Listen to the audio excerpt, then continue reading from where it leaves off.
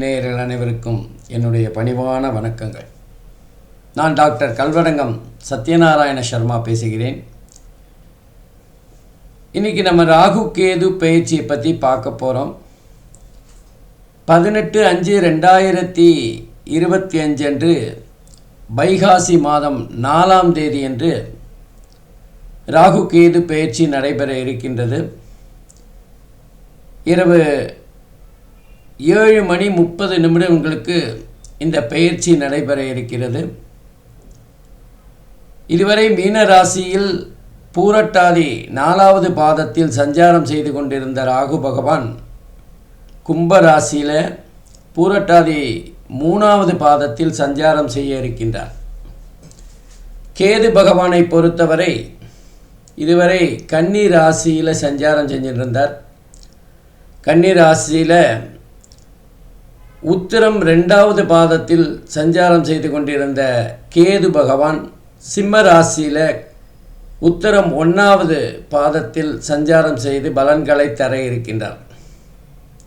பொதுவாக அசுப கிரகங்களான ராகு கேதுவோட பலன்கள் எல்லாரும் எதிர்பார்ப்பாங்க. எப்படி குரு பயிற்சி பலன்களை எதிர்பார்க்குறாங்களோ அதே மாதிரி ராகு கேது பயிற்சி பலன்களையும் எதிர்பார்ப்பாங்க.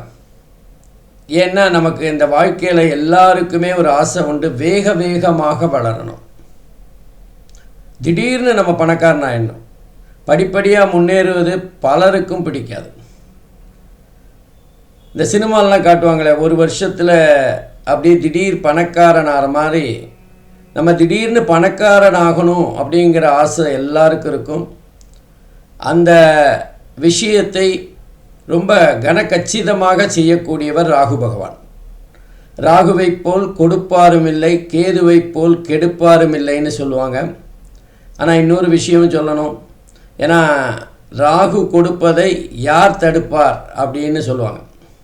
உண்மையில் பார்த்திங்கன்னா ராகு கெடுப்பதை யார் தடுப்பார் அப்படின்னு சொல்லணும். ஏன்னா ராகு கேது பலன்கள் யாராலுமே தடுக்க முடியாத ஒரு விஷயந்தான்.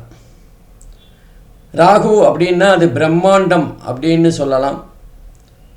அதே நேரத்தில் ராகு பகவான் சனி பலனை தரக்கூடியவர், சனியை போன்ற பலனை தரக்கூடியவர். ராகு கேது ரெண்டுமே எந்த ராசியில் இருக்கோ அந்த ராசிக்குரிய அதிபதியின் பலனை தருவார்கள், இருக்கிற இடத்தின் பலனை தரக்கூடியவர்களாக இருப்பார்கள். சுயபலன் இல்லை அப்படின்னாலும் ராகு கேதுவுக்கு சொந்த வீடு கிடையாது அப்படிங்கிறவங்க அந்த ராகு கேதுவோட பலாபலன்களை பார்க்குறப்போ மிக அற்புதமான வீரியமான பலன்களை தர இருக்கின்றார்கள். ராகு ஒரு விஷயத்தை பிரம்மாண்டமாக செய்து முடிக்கக்கூடியவர். அதே நேரத்தில் கேது பகவான் ஒரு குறுகலான, அதாவது ஒரு என்ன சொல்கிறது, ஒரு விஷயத்தை மிக மிக மென்மையாக அதே நேரத்தில் நுட்பமாக செய்து முடிக்கின்றவர்.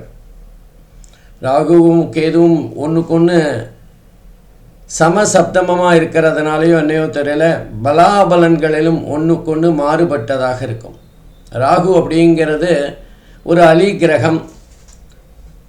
தந்தையாருடைய பாட்டனாரை குறிக்கக்கூடியது.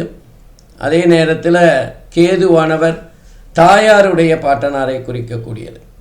அப்போ இந்த ராகு கேது 2 கிரகங்களுமே தங்களுடைய காரகத்துவத்தை இந்த காலகட்டத்தில் செய்ய இருக்கின்றார்கள். குறிப்பாக சொல்லணுன்னா ராகு இப்போ பிரம்மாண்டம்னு பார்த்தோம். ராகு ஒரு வேலை விஷயத்தில் மிக அற்புதமான பலனை தரக்கூடியவர். ராகு கேது ரெண்டுமே 3, 6, 11 ஆகிய இடங்களில் அற்புதமான பலன்களையும் அதே நேரத்தில் 10வது வீட்டில் ஓரளவுக்கு நன்மையான பலன்களையும் தரவல்லவர். ரெண்டுமே ராகு கேது ரெண்டுமே பகைவர்களை வெல்லக்கூடியவர்கள். ராகு ஒரு விஷயத்தை எடுத்தார்னா அந்த விஷயத்தை மிக அற்புதமாக அதே நேரத்தில் நம்ம நினச்சே பார்க்காத அளவுக்கு பிரம்மாண்டமாக செய்து முடிக்கக்கூடியவர். ஒருத்தர் வாழ்க்கையில் வெகு வேகமாக உயர்ந்திருக்கிறார் என்றால் அதற்கு மிக முக்கியமான காரணி ராகுவாத்தான் இருக்கும். என்ன ஒரு விஷயம் அது நேர்மையான அளவில் முன்னேற்றமாக இருப்பதற்கு வாய்ப்புகள் குறைவு. ராகுன்னா அரசாங்கம் மூலமாக ஆதாயத்தை தருகின்ற ஒரு கிரகமாக பார்க்கப்படுகின்றது. அரசாங்கத்தில் உயர்ந்த பதவி, புகழ் போன்ற விஷயங்களை பெறுபவராக ராகு பகவான் இருப்பார். ராகுவின் ஆதிக்கம் பெற்றவர்கள் அரசாங்கத்தில் உயர்ந்த பதவியில் இருக்கிறத பார்க்கலாம். அதே நேரத்தில் கேது பகவானை எடுத்துக்கொண்டால் ஆன்மீகம், மத ரீதியான விஷயங்களில் முன்னேற்றத்தை தருவார். ராகு அந்நிய மொழி, வெளிநாடு போன்ற விஷயங்களில் மிகுந்த உதவிகரமாக இருப்பார்.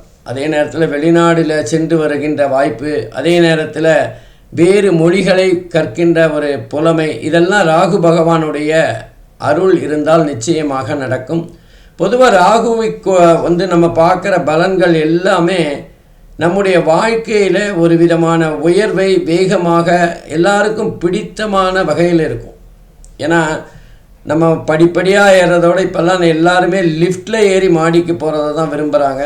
அந்த மாதிரி லிஃப்டில் போகிற மாதிரியான பலன்களை தரக்கூடியவர் ராகு பகவான். கேது பகவான் அதே நேரத்தில் பார்த்திங்கன்னா, கேது பகவான் யாருக்கெல்லாம் 12வது வீட்டில் இருக்கோ அவங்களுக்கெல்லாம் இதுதான் கடைசி பிறவி அப்படின்னு சொல்லப்படுகின்றது. இந்த மாதிரி இந்த ராகு கேது இருவருடைய சஞ்சாரம் கும்பராசியில் ராகுவும் சிம்ம ராசியில் கேதுவும் இருந்து ஒவ்வொரு ராசிக்கும் எப்படிப்பட்ட பலாபலன்களை தரப்போகிறார் அப்படின்னு பார்க்கலாம். வாங்க பார்க்கலாம். அன்பிற்கினிய கடகராசி என்பர்களே, 18/5/2025 நடைபெற்ற ராகு கேது பயிற்சியினால் கடகராசி என்பர்கள் எப்படிப்பட்ட பலன்களை பெறப்போகிறார்கள் அப்படின்னு தான் பார்க்க போகிறோம். கடகராசிக்கு 9வது இடம் மீன ராசி. அந்த மீனராசியில் இதுவரை சஞ்சாரம் செய்து கொண்டிருந்த ராகு பகவான் இப்போது அஷ்டமஸ்தானம் என்று சொல்லப்படுகின்ற 8வது இடத்துக்கு வரப்போகிறார். அதே நேரத்தில் வாக்குஸ்தானம், தனஸ்தானம், குடும்பஸ்தானம் என்று சொல்லப்படுகின்ற 2வது இடத்துல கேது பகவான். கடகராசியை பொறுத்தவரை 12வது இடத்தில் குரு பகவான் அமர்ந்திருக்கின்றார். சுப செலவுகளை தரக்கூடியவர். அதே நேரத்தில் 9வது வீட்டில் சனி பகவான் அமர்ந்திருக்கிறார். இந்த கிரக அமைப்புகள்லாம் எப்படிப்பட்ட பலனை தரப்போகிறது? மற்ற கிரகங்கள் நல்லா இருந்தாலும் இப்போ ராகு கேதுவினால் மாற்றம் ஏற்படுகின்ற அந்த ராகு கேதுவினால் எப்படிப்பட்ட பலனை பெறப்போகிறார்கள் அப்படின்னு பார்க்கலாம். அஷ்டமஸ்தானம் அப்படின்னாலே அதில் எந்த கிரகம் வந்தாலும் நமக்கு சற்று பாதகமான பலன்தான். அது அசுப கிரகமாக இருந்தாலும் சரி, அசுப கிரகங்களாக இருந்தாலும் சரி, ராகு அஷ்டமஸ்தானத்தில் இருக்கிறதுனால ஆயுசு கட்டி அப்படின்னு சொல்லலாம், தீர்காயுஸ். ஆனால் சின்ன சின்ன விஷயங்களில் கையில் காலில் அடிபட்டுக்கிற ஒரு சூழ்நிலை தான் இருக்கும். ராகு 8வது வீட்டில் இருந்தால் தீக்காயங்கள், விபத்து, கையில் அடிபட்டுக்கிறது, நம்ம நடக்கும்போது கால் தடிக்கு கீழே வருது போன்ற விஷயங்களை தரக்கூடியவர். இன்னும் சொல்லப்போனால் ஏன்னா சனி தருகின்ற பலனை தரப்போகிறார். சனியினுடைய வீடான கும்பராசியில் வேற உட்கார்ந்துருக்கார். சனி நம்மளுடைய வியாதிகளை சொல்லுகின்ற ஒரு கிரகம்,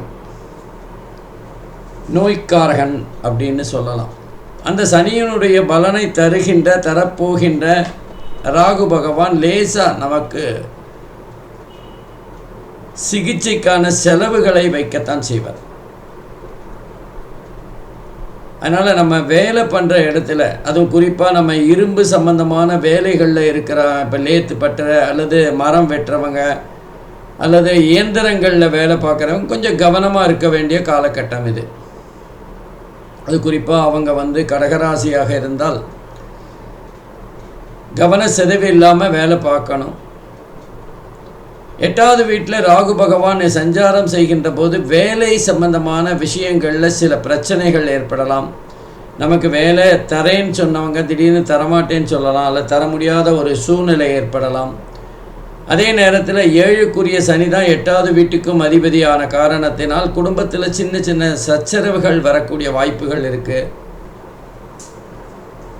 அதே நேரத்தில் 7க்குரிய சனி பகவான் 9ல் இருக்கிறதுனால, பாக்கியஸ்தானத்தில் இருக்கிறதுனால படிப்பு சம்பந்தமான விஷயங்களில் தடைப்பட்டாலும் வெற்றி பெறுகின்ற ஒரு சூழ்நிலையை பார்க்கலாம். போராடி ஜெயிக்கின்ற ஒரு சூழ்நிலை தான் ஏற்படும்.